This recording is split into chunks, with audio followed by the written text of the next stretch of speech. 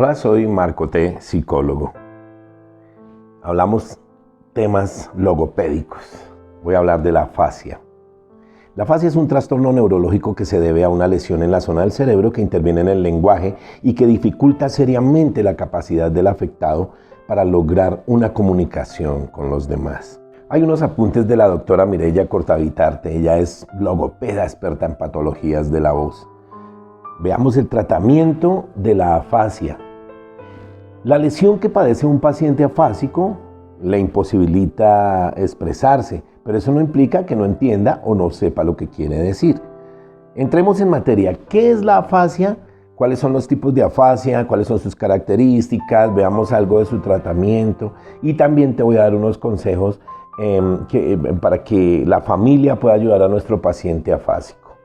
El tratamiento de la afasia se basa en la terapia del habla. Desde el punto de vista de la logopedia, el especialista debe tener siempre presente que la lesión que padece un paciente afásico le imposibilita a la hora de expresarse o de comprender, pero eso no implica que no entienda o que no sepa lo que quiere decir. Otra cosa es la información que es capaz de transmitir. Por ello, es fundamental empatizar y darle su tiempo, colaborar con él o con ella de manera indirecta sin llegar a corregirle, ya que es una patología que a nivel psicológico puede afectar gravemente. El nivel de frustración es muy alto y esto interfiere directamente en su evolución y en su mejoría. Sería recomendable que tanto el paciente como su entorno cercano acudiesen a un profesional de la psicología. El trabajo del logopeda a la hora de reeducar el lenguaje de un afásico consistirá en reforzar las siguientes áreas. El área atencional. Se trabaja mediante órdenes y consignas que deben cumplir para comprobar la comprensión. Resultan de gran ayuda los juegos de mesa, el dominó, el ajedrez, las cartas, el parqués, ya que esto le va a obligar a mantener la concentración durante un periodo de tiempo largo.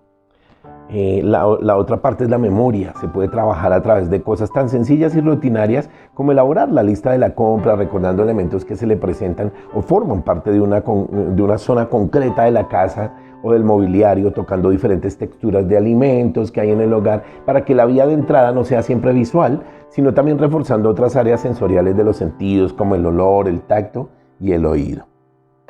La orientación temporal.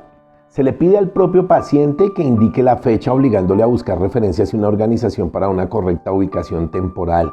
Se refuerza trabajando series temporales, días de la semana, estaciones del año, series numéricas, meses del año. También la orientación espacial. Se comienza por lo más básico, reforzando el espacio, trabajando con su propio cuerpo, sobre su cuerpo respecto a una sala y finalmente con representaciones espaciales a través de papel y lápiz, líneas rectas, diagonales, círculos, triángulos, todas las figuras geométricas, inclusive la ubicación norte, sur, oriente, occidente. Otro elemento, el cálculo. Necesita que las áreas espaciales y de memoria estén previamente reforzadas. Veamos las agnosias. Las agnosias consisten en una alteración del reconocimiento, así que a través de fotos, dibujos y objetos reales se puede reforzar. Hay que tener en cuenta que debemos empezar por la más cercana y familiar para el paciente. Está la agnosia auditiva. Esta se refuerza con el reconocimiento y repetición de sonido, onomatopeyas e inclusive imitaciones.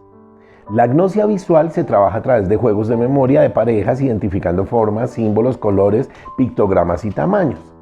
Las apraxias, que son la incapacidad para realizar movimientos de manera voluntaria, pueden ser la apraxia constructiva, que se refuerza realizando puzzles, figuras, completando imágenes. La apraxia ideatoria, esta se refuerza mediante la imitación de gestos y de movimientos marcados previamente en un orden temporal y espacial, como por ejemplo hacer mimos. La hemiplegia, para poder dar fluidez y un mayor control a la zona del brazo, la de las manos, la de los deditos, se trabajará empezando por el movimiento de la pinza para la correcta sujeción del lápiz o similar, giros de la muñeca, coordinación con el brazo para una correcta escritura y manejo. Se puede trabajar con cosas tan cotidianas como las lentejas, las alubias, los garbanzos, teniendo que trasladarlas de una zona a otra de la mesa, pelotas antiestrés para adquirir fuerza, realización de figuras geométricas, líneas rectas, diagonales y hacer círculos en un cuadernito. Reforcemos el conocimiento. Sabemos que la afasia es un problema médico causado por este daño de las partes cerebrales implicadas en el lenguaje. Para la mayoría de las personas estas áreas están del lado izquierdo del cerebro. Por lo general la afasia ocurre de repente, a menudo resultado de una lesión en la cabeza o un ataque cerebral.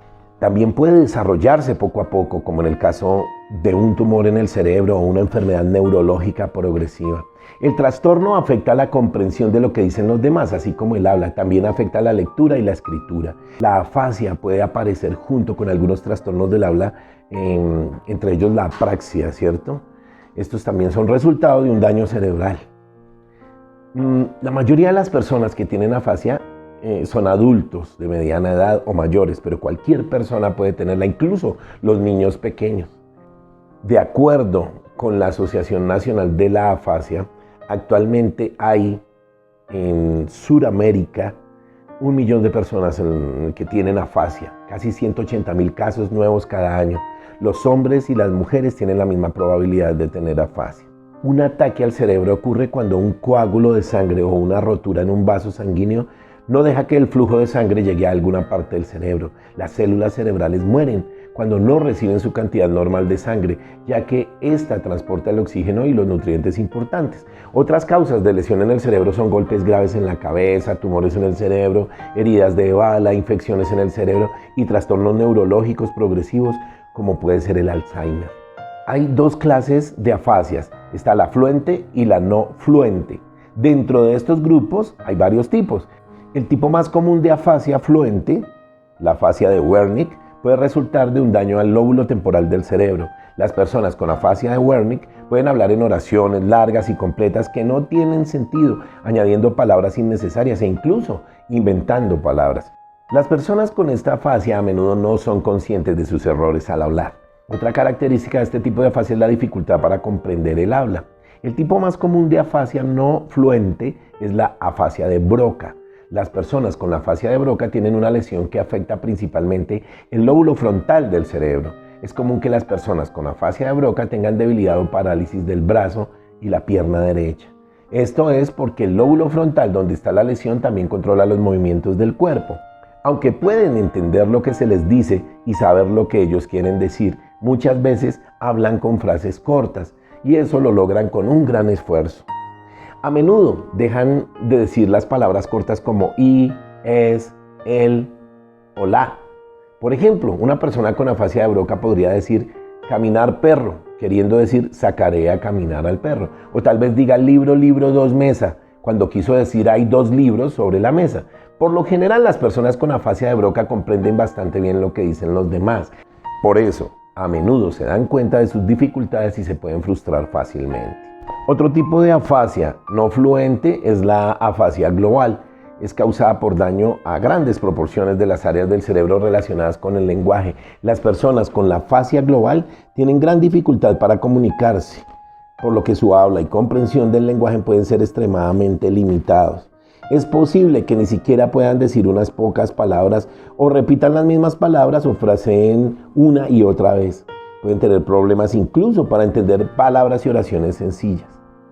Existen 2 tipos de la afasia, como lo mencioné. Cada una es causada por daños a diferentes partes del cerebro y que afectan el lenguaje. A algunas personas les es difícil repetir palabras y oraciones, aunque pueden entender su significado y pueden hablar con fluidez, es decir, la afasia de conducción. A otras personas les es difícil nombrar objetos, aunque saben qué es el objeto y para qué se puede usar. Esa es la llamada afasia anómica. A veces el flujo de sangre al cerebro se interrumpe temporalmente, pero se recupera rápidamente. Cuando se produce este tipo de lesión, que se llama un ataque isquémico transitorio, las habilidades del lenguaje pueden volver en unas pocas horas o días. Veamos cómo se diagnostica la afasia. Lo más común es que el médico que trata a las personas por la lesión en el cerebro sea el primero en reconocer que tiene afasia. A la mayoría de las personas les harán una resonancia magnética o una tomografía computarizada para confirmar la lesión en el cerebro y conocer su ubicación exacta. Por lo general, el médico también evalúa la capacidad de comprender y producir el lenguaje, haciendo pruebas para ver cómo la persona sigue órdenes, contesta preguntas, nombra objetos y mantiene una conversación. Si el médico sospecha la afasia, generalmente recomienda que el paciente vaya a un patólogo de habla-lenguaje o fonoaudiólogo. El patólogo hace un examen integral de las capacidades de comunicación de la persona. El examen incluye una evaluación detallada de la capacidad de la persona para hablar, expresar ideas, llevar una conversación social, entender el idioma, leer y escribir. La investigación ha demostrado que las habilidades del lenguaje y de la comunicación continúan mejorándose cada vez más, y a veces estas habilidades traen una actividad nueva en el tejido cerebral cerca del área dañada. Algunos de los factores que pueden influir en el nivel de mejora incluyen la causa de la lesión en el cerebro, el área del cerebro que fue dañada y su extensión, la edad y la salud de la persona. En cuanto a la terapia, lo más importante para la recuperación, esta tiene como objetivo mejorar la capacidad de la persona para comunicarse, ayudándola a usar las habilidades del lenguaje que le queden y también recuperar la capacidad para hablar lo más posible, aprender otras formas de comunicación, tales como gestos, imágenes o el uso de dispositivos electrónicos. La terapia individual se centra en las necesidades específicas de la persona, mientras que la terapia de grupo da la oportunidad de utilizar las nuevas habilidades de comunicación con un grupito pequeño de personas. Las tecnologías recientes ofrecen nuevas herramientas para las personas con afasia. Los patólogos del habla virtuales dan a los pacientes la flexibilidad y comodidad de recibir la terapia en sus hogares a través de una computadora.